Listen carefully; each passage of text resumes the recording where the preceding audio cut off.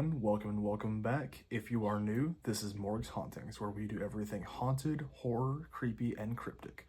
My name is Eric, and today I am bringing you Truth Behind the Horror, a series where we do a deep dive into the true stories and tales that inspired movies. Today we'll be taking a look at the real events that inspired the movie Jennifer's Body. Now, to give you a basic understanding of the film, it came out in 2009 and has a star lineup of Megan Fox, Amanda Seyfried, J.K. Simmons, and Chris Pratt. The film follows high school student Jennifer Check, who's played by Megan Fox, who becomes demonically possessed after being tricked by a traveling band. The film itself is a classic, and I'd be surprised if you haven't already seen it. But if you haven't seen the film, I would strongly recommend it. Now let's go ahead and dive into the real events. Before we jump into the story, I do want to go ahead and give a quick trigger warning. The story does contain intense acts of violence and religious trauma.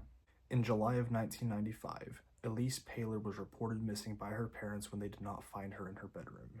After little to no help from the police, this case went cold for 8 months solid. After almost 9 months of nothing, a boy named Royce went into a local police station and made a full confession. He claimed that he and some of his friends convinced Elise to sneak out of her bedroom in the middle of the night to go smoke not tobacco in the woods. After a session of smoking, one of the boys went up behind Elise and used his belt to wrap it around her neck. One of the other boys would take her hands behind her back and hold them down.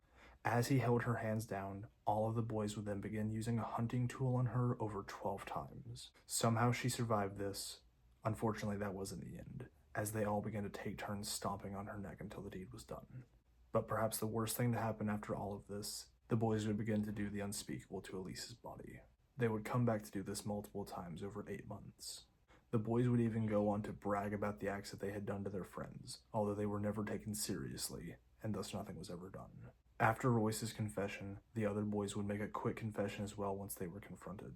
After making their confessions, they would point the police into the direction of Elise's body, and then they would go on to confess that these monstrous acts in an attempt to summon Satan so that they would have more success with their band.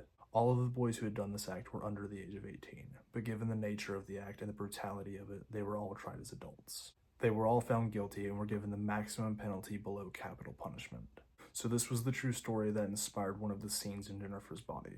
This was a rough story to read, and my heart goes out to the family of Elise Palor. And please, if anyone you know starts making jokes like this to do some sort of horrible crime like this, anything similar, please just try to take it a bit more seriously, especially if you think there's any chance that it might be real, and especially if you think that someone might get hurt as a result of it.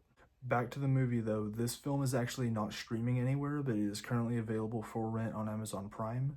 If you haven't seen it, I would recommend it. Go ahead and go check it out. If you've already seen it, or if you do go watch it, come back to the comments to let us know what you think. But anyway, that is going to wrap us up for Truth Behind the Horror. Thank you all for joining us, and we'll see you in the next video.